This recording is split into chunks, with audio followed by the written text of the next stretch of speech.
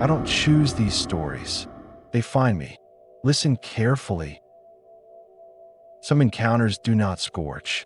They freeze.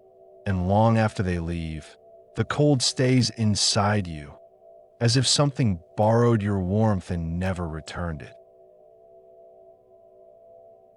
Northern Argentina has a particular silence to it. Thin, stretched by altitude, and older than the towns that cling to the base of the Andean foothills. I arrived in the Puna region on a whim, following a path of scattered stories that seemed too old to belong to one religion and too persistent to belong to only one culture. I stopped in a small bar one night, not the lively kind. This one had concrete floors, chipped wine glasses, and guitars on the walls with missing strings, as if the music had dried out years ago. The air held a quiet resignation, the kind found in places where people work hard and speak softly because the land demands both. There was a British traveler at the counter, late 30s, sunburned, restless, and drinking the local wine like it was medicine. The moment he heard me speak English, some quiet tension left his shoulders. Travelers recognize each other's tiredness. He leaned toward me almost with relief. After a few minutes of small talk, he asked a question that did not match his tone. "Have you heard about the animas?" He said it softly, as if the word itself might hear. He told me the animas were said to be wandering souls, caught in a state between this world and whatever waits on the other side. Not evil, not vengeful by nature, but easily offended. Spirits who appear only to those who disrespect them, mock their existence, or fail to honor promises made in their presence. He hadn't known any of that when he arrived. He laughed about it with locals, loudly, carelessly, the way someone does when they feel comfortable in their skepticism. The locals went silent. One older woman whispered that animas, benditas, hear mockery. He shrugged it off. Later that afternoon, on his walk back to the hostel, he felt shadows passing close to him. Flat, quick movements that did not belong to any animal, sliding along adobe walls even though there was no sun left to cast them. He blamed exhaustion, elevation sickness, the intensity of the light at that altitude. Everyone blames something reasonable until night falls. He woke up freezing, not chilled, freezing. His breath floated in the air, thin and white. The window glass trembled softly, as if reacting to pressure from the outside. Heavy blankets felt like paper. The entire room seemed drained of warmth. When his eyes adjusted, he saw two tall shapes beside his bed. They were made of flame, but cold flame, pale blue, with edges that moved like liquid, yet cast no warmth and almost no light. Their height, their stillness, it was wrong. Flames should flicker. These stood like figures at a wake.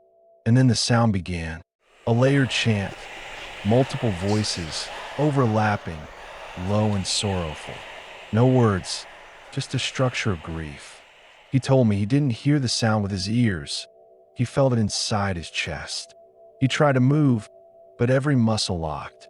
He tried to breathe, but the air felt held. Every time he blinked, they were closer, and each time, their shape remained perfectly unchanged. He blacked out before they touched him, or perhaps they did, and that's why he doesn't remember. He woke at sunrise drenched in sweat. The room was warm again. The window no longer shook. No sign of the night remained, except the memory, and memories have weight. The next day, the world reacted to him. Every metal object he touched turned icy. Dogs backed away with their tails low, refusing to look at him. A vendor dropped his coins in fear and whispered, "Tamar Karen." They marked you. His shadow lagged behind him on the street. Not splitting, not doubling, but smearing as if something were pulling on it. Worst of all was the chanting. He heard it again while resting in daylight. Faint, almost imperceptible, leaking from inside his pillow, as though the fabric had captured a voice from the night before. By the time he sat in front of me at the bar, he hadn't slept well in weeks. His hands shook. His eyes darted toward windows. Every sound startled him. Finally, he pulled aside his collar and showed me the mark on his shoulder. 2 thin, pale streaks. Not burns. Burns are warm. These were cold. Cold enough that I felt the chill before I touched the skin. He asked if I believed him. I gave him the same answer I give everyone. Belief has very little to do with truth. When my friend left the bar, the air outside was warm, but halfway back to his room, he walked through a pocket of freezing air, sudden, localized, too precise to be natural. His breath fogged, and the hair on his arms lifted. It lasted only a second, just long enough to feel noticed. Back in the room, he opened his agenda. On the page he had written earlier that day, he found a faint blue smear, a fingerprint-shaped mark, like cold ash dragged by a fingertip. It wasn't there before, and it wasn't his. I've traveled enough to see patterns where folklore insists on difference. Chile has its wandering lights. Brazil, its almas painted ass. Ireland, its corpse candles. Japan, its Haidodama. Different histories, same warnings. Don't mock them. Don't whistle at them. Don't pretend they're stories meant to entertain you. The British traveler thought he'd made a harmless joke, but some things do not respond to humor.